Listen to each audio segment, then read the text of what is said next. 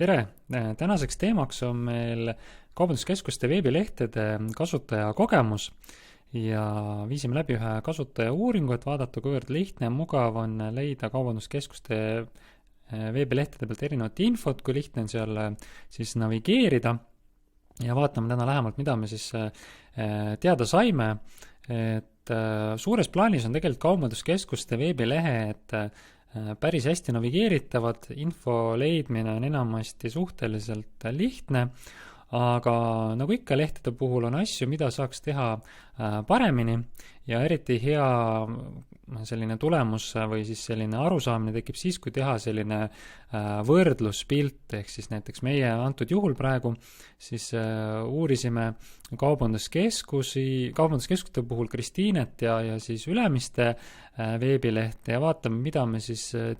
teada saime.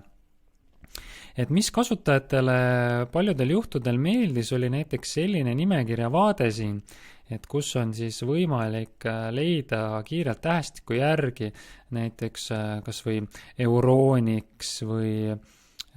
siis juustukuningad, et ühel lehel selline tähestiku järjekorra alusel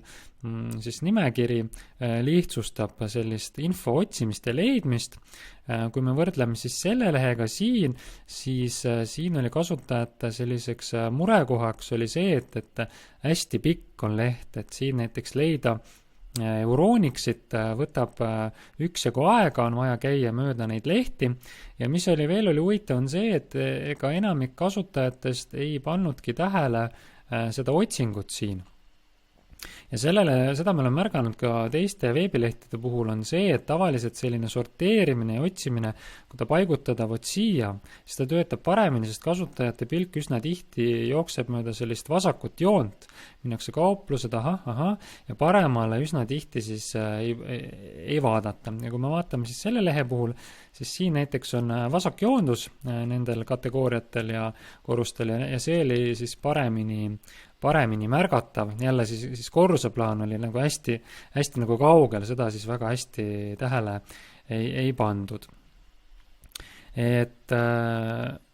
Et kui korruseplaani osas, mida tasuks kaaluda, on see, et kui see korruseplaan panna näiteks võt siia, et siis näha, et kuidas siis kas see toimib paremini või mitte. Aga jah, selline nimekirja siis vaade toimis paljudel juhtudel üsna hästi nii apteekide otsimisel kui ka siis erinevate elektroonikapoe otsimisel.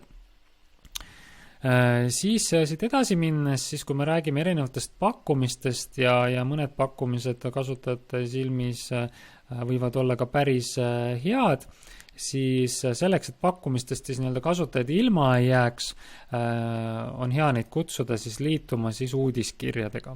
ja parimate pakkumistega ja siin juhul see plokk oli väga hästi nähtav ja siis selline atraktiivsem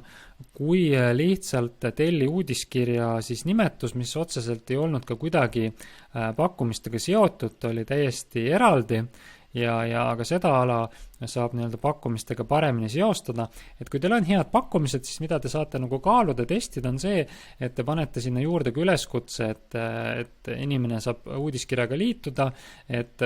saab enda postkasti siis kampaania pakkumisi, kui need kampaaniad tulevad ja saate siis mõõta, kuidas teil siis turunduslikult see asi toimib, aga tavaliselt on see, et kui on selline hea kontekst, siis uudiskirjadega liitumine just selles kohas toimib paremini. Et kui meil on üldine link kusagil jaluses, et liitu uudiskirjaga, see on selline hästi üldine, kes märkab, see liitub, kui meil on pakkumise leht ja me paneme sinna juurde võimaluse liituda siis uudiskirjaga, tavaliselt see töötab paremini, sest et kui seal on tõesti lehel head pakkumised ja mõned pakkumised on võib-olla juba aegunud või ei ole enam saadaval, siis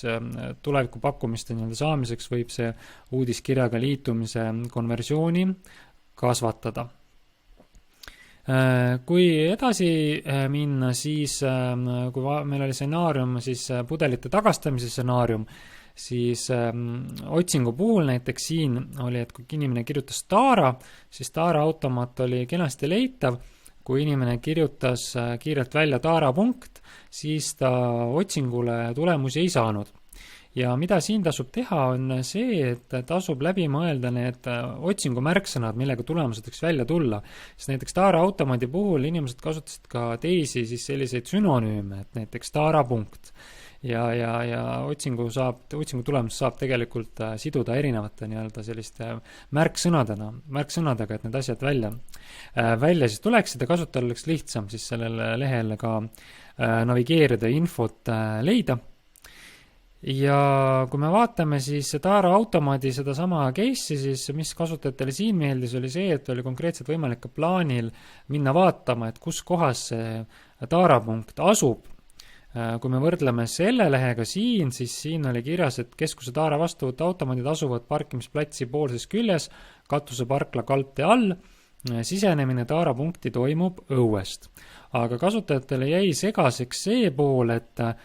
kus kohas siis õuest, et mis nurga alt, mis parkimisplats, et parkimisplats on seal maja taga, maja külje peal, maja ees, ja eriti kui inimene ei ole, siis ütleme, Kristiina asub meile siis Tallinnas, ei ole tallinlane ja tahab siis leida seda infot, siis üsna nagu, ja ei ole harjunud ka Kristiine keskuses käima, isegi kui sa tallinlane oled, siis ikkagi nagu küsimus tekib, kus ta on, et see kirjeldus on hästi üldine, et tasub siia ka panna juurde siis selline link, et saaks seda plaanil näha. Siis selline huvitav muster, aga seda on näha ka teiste veebilehtede puhul, on see, et osa kasutajatest on harjunud päris palju sellist info otsimist tegema jaluses. Et nad väga palju ei keskendugi üleosale, vaid kui on sellised, ütleme, taaskasutuse otsimine, ehk siis taarapunkti otsimine, siis osadel juhtudel mindi kohe jalusesse. Ja kui me võrdleme seda jalust, siis siit taaskasutus on nagu leitav, siit nagu taaskasutus hästi leitav ei ole. Ja teine pool on see, et parkimise teema jälle, et siin näiteks jaluses on kohe välja toodud ja teatud sellised kaupluste liigid, näiteks kui me võtame siis sellise stsenaarium, et inimene tahab leida, et kus siis apteek asub või kas keskuses on üldse apteek või ei ole, siis siin on kohe hästi välja toodud kosmeetika apteegid, siin on selline hästi üldine nagu kauplused ja inimeste sellises küsimus on alati, et kas see apteek on kauplus või apteek on teenus või ta on, et kui on sellised nagu konkreetsemad viited välja toodud, siis need lihtsustavad seda navigatsiooni. Ja samamoodi on see, et Päises on küll kaubanduskeskuse lehtede ilusti välja toodud, mis kellaajani kauplus avatud on, aga ometi oli see huvitav, et osad kasutajad läksid seda jalusest otsima, nad isegi Päisest ei pannud tähele, et mis kellani siis kauplus avatud on. Ja siis on hea tegelikult ka jalusesse info välja tuua, lisaks siis ütleme asukoht, et saaks lihtsalt navigeerida sinna kauplusesse. Ja üldse, kui me räägime siis jalusest, et praegu meil siis vaatasime siis sellist nii-öelda desktopi ehk siis nii-öelda arvutikogemust, kui me räägime mobiilis, siis mobiilis muutub jalus eriti oluliseks, sellepärast et üsna tihti mobiilis, mis on see, et menüü läheb peitu siis sellise 3 triibu menüü alla, ja jalus on see, mis on nii-öelda avatud ja paljudel juhtudel jalus ongi nii-öelda kujunenud välja selliseks üheks põhiliseks selliseks ankurmenüüks, et jaluses nagu on nagu mobiilis on tihtilugu see jaluses olev info eriti oluline, et inimesed scrollivad kohe lõppu, et leida kontaktandmeid, leida parkimise infot ja leida siis selliseid nii-öelda kiirviiteid. Aga selline siis oli selline uuring ja sellised siis tähelepanekud, et kui teid huvitab lähemalt kasutajakogemuse disain, uuringud, siis kindlasti võite vaadata video all on sellised lingid, kus saate lisainfot lugeda ja küsimuste korral võite kirjutada ja kas meili peale või siia video alla ja tänan teid aja eest ja soovin teile ilusat päeva jätku!